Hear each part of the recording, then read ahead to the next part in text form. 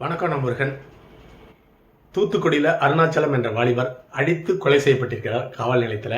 இது ஆட்சி மாறினாலும் காட்சி மாறல அப்படிங்கிற ஒரு நிலைமை தான் ஏற்படுத்தியிருக்கிறது. எப்படி அப்படிங்கிறத சுருக்கமாக பார்க்கலாம்.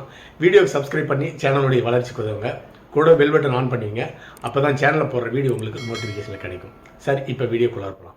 தூத்துக்குடியை சேர்ந்த அருணாச்சலம் என்ற டாஸ்மார்க்கில் பாரில் வேலை செய்கிற நபர் விசாரணைக்கு அழைத்து செய்யப்பட்ட இடத்துல காவல்துறையால் அடித்தே கொலை செய்யப்பட்டிருக்கின்றார்.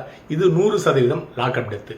கடந்த அண்ணா திராவிட முன்னேற்ற கழகத்தினுடைய ஆட்சியில் இதை போல லாக்அப் டெத் நடந்தால் சம்பந்தப்பட்ட காவல்துறை அதிகாரிகள் மீது வழக்கு பதிவு செய்யப்படும், சஸ்பெண்ட் செய்யப்படுவார்கள்.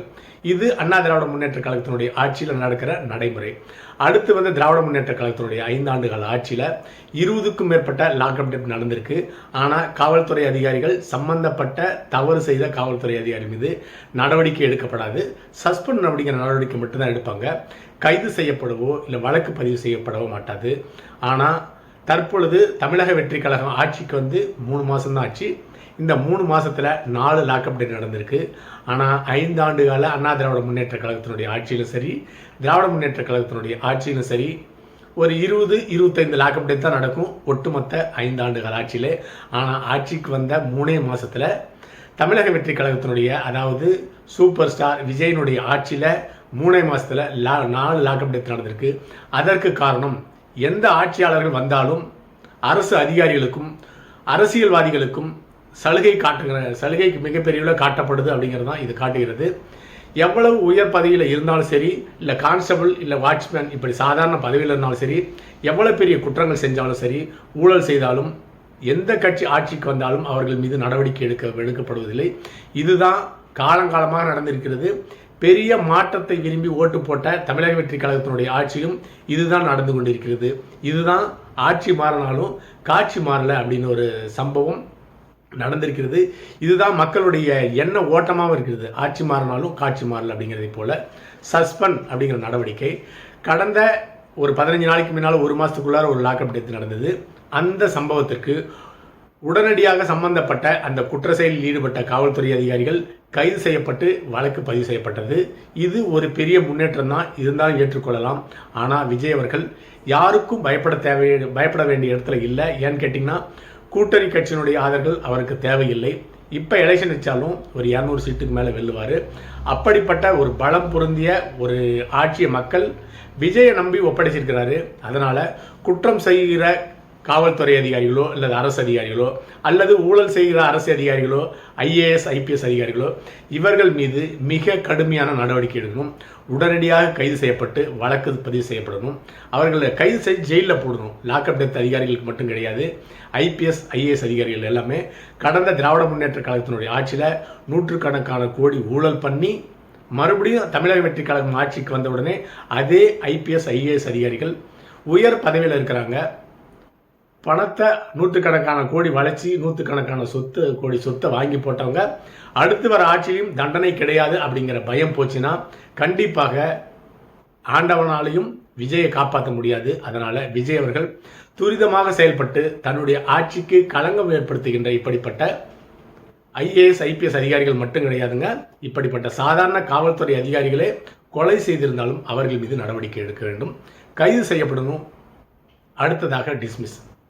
சஸ்பெண்ட் அப்படிங்கிறது ஒரு தண்டனையே கிடையாது, இது ஒரு ஊக்கம், பதவி உயர்ந்து எடுத்துக்கொள்ள வேண்டும். அவ்வளோ பெரிய கொலையை செஞ்ச குற்றவாளிகளுக்கு சஸ்பெண்ட் அப்படிங்கிறது ஒரு சாதாரண ஒரு பனிஷ்மெண்ட் தான். டிஸ்மிஸ் அப்படிங்கிறது தான் மிக சரியான நடவடிக்கை எடுக்க வேண்டும். இப்படி லாக்அப்பில் வச்சு ஒரு அப்பாவியை கொலை செய்த குற்றவாளிகளுக்கு கண்டிப்பாக டிஸ்மிஸ் செய்யணும். அப்போ தான் வாழ்நாள் முழுக்க அவர்கள் சிறையில் இருப்பாங்க, சம்பளமும் கிடைக்காது, அரசு வேலை அப்படிங்கிறது பறிபோகும். அதையெல்லாம் விட்டுட்டு சஸ்பெண்ட் அப்படிங்கிறது ஏற்றுக்கொள்ள முடியாத ஒரு நடவடிக்கையாக பொருந்தும். அடுத்ததாக ஆட்சிக்கு அவப்பெயர். 108 சீட்டு வெற்றிருந்தாலும் தான் ஆட்சி முதலமைச்சராக வர முடியாதுன்னு விஜயை நம்பிக்கிட்டு இருக்கிற நேரத்தில் மக்கள் தொடர்ந்து திராவிட முன்னேற்ற கழகமும் அண்ணா திராவிட முன்னேற்ற கழகமும் ஒரு மோசமான ஊழல் மற்றும் குற்றங்கள் நிறைந்த ஆட்சியை தான் 75 வருஷமாக நடத்திட்டு இருந்தாங்க. அதற்கு மாற்றம் வேணும் அப்படின்னு சொல்லிட்டு தான் மக்கள் எல்லாமே வாக்குகளை அள்ளி தெளித்திருக்கிறார்கள் விஜய் அவர்களுக்கு. அப்படி வந்த விஜய் அவர்கள் மக்களுக்கு தான் பயப்படணும். இப்படிப்பட்ட ஊழல் அரசியல்வாதிகளுக்கோ இல்லை காவல்துறையில் கரைபடிந்த காவல்துறை அதிகாரிகளுக்கோ பயப்படக்கூடாது. அப்படி பயப்பட்டால் ஆட்சிக்கு தான் அவப்பெயர்.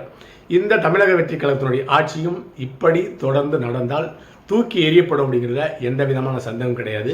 அதை முதலமைச்சர்கள் புரிந்து கொண்டு சம்பந்தப்பட்ட காவல்துறை அதிகாரிகளை டிஸ்மிஸ் செய்யணும் அப்படிங்கிறது தான் சரியான நடவடிக்கையாக இருக்கும். அடுத்ததாக, இந்த அருணாச்சலம் அவர்கள் 24 வயதாகுது. டாஸ்மார்க்ல பார்ல வேலை செய்கிறாரு. இந்த பணி நேரம் முடிந்த பிறகு அங்கிருந்து மதுபானத்தை எடுத்துட்டு வந்து கள்ளச்சந்தையில் விற்கிறாரு, அதிக விலைக்கு விற்கிறாரு அப்படிங்கிறது தான் குற்றச்சாட்டு. இவரை கைது செய்ய அழைத்து சென்ற 4 காவல்துறை அதிகாரிகளும் ஸ்டேஷனில் வச்சு அடிச்சே கொலை செஞ்சிருக்காங்க. அதில் ஒரு 8 செகண்ட் வீடியோ மட்டும் போட்டிருக்காங்க. காவல் நிலையத்தில் உட்காந்துட்டு இருக்க அந்த அருணாச்சலம் அவர்கள் மயங்கி கீழே விழுறாரு. அதனால காவல்துறை எப்படி கம்பி கட்டுறாங்கன்னா, மயக்கமடைந்து தான் இந்த அருணாச்சலம் அவர் கீழே விழுந்தாரு. அப்பொழுது தலையில் அடிபட்டு மரணம் அடைஞ்சிட்டான்னு சொல்றாங்க. உண்மையிலே தலையிலையும் காலிலையும் மிக பலமான காயங்கள் இருக்கிறத வீடியோவில் காட்டுறாங்க. அது மட்டும் இல்லாமல் மருத்துவமனையிலே அந்த அருணாச்சலம் அவர்கள் பேட்டி கொடுத்திருக்கிறாரு. ஆப்ரேஷன் செய்யறதுக்காக அவருக்கு மொட்டை அடிக்கப்பட்டிருக்கிறது. அப்படி மொட்டையடித்த நிலையிலையும் அவர் பேட்டி கொடுக்கிறாரு. காவல்துறை அதிகாரிகள் ஸ்டேஷனில் வச்சு என்னை இரும்பு ராடால் தாக்கினான்னு சொல்லியிருக்காங்க. அப்படி இரும்பு ராடால் தாக்கினதுனால தான் அருணாச்சலம் அவர்கள் மரணம் அடைந்திருக்கிறார் அப்படிங்கிறத எந்த விதமான சந்தேகமும் இருக்காது. காவல்துறை அதிகாரிகள் அந்த 8 செகண்ட் வீடியோ போட்டிருக்காங்க. அவரை கைது செஞ்சு அழைச்சிட்டு போகிறப்ப கண்டிப்பாக ஸ்டேஷனில் வீடியோ ஃபுட்டேஜ் இருக்கும். அதையும் அவர் மயங்கி விழுவதற்கு முன்னாலேயும் பின்னாலேயும் நடந்த சம்பவங்கள், எவ்வளவு நேரம் இப்படிப்பட்ட தாக்குதல் நடந்தது, அதை எல்லாமே மறைச்சிருப்பாங்க. இருந்தாலும் அரசு வெளிப்படை தன்மையுடன் நடந்து கொள்ள வேண்டும். மக்களுக்கு தான் மனசாட்சியோட முதலமைச்சர் நடந்து கொள்ள வேண்டும். அதெல்லாம் விட்டுட்டு தவறு செய்த காவல்துறை அதிகாரிகளுக்கு உதவி செய்ததா விஜய் நடந்து கொண்டால் கண்டிப்பாக இந்த ஆட்சி விரைவில் தூக்கி எறியப்படும். அடுத்ததாக, ஏற்கனவே குறிப்பிட்டதை போல கடந்த திராவிட முன்னேற்ற கழகத்தினுடைய ஆட்சியில் ஏராளமான காவல்துறை அதிகாரிகள் இதை போல சம்பவம் செஞ்சிருக்கிறாங்க.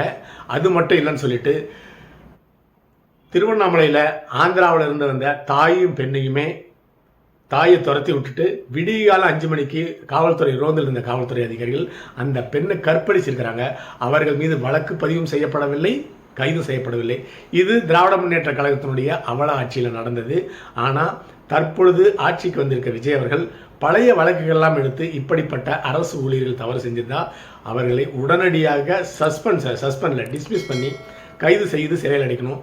அப்பதான் தமிழக வெற்றி கழகத்தினுடைய ஆட்சிக்கு ஏற்பட்டிருக்கிற அவப்பெயருக்கு ஒரு விளக்கு கிடைக்கும். இல்லைன்னா ஏற்கனவே குறிப்பிட்டதை போல ஆட்சி தூக்கி எறியப்படும்.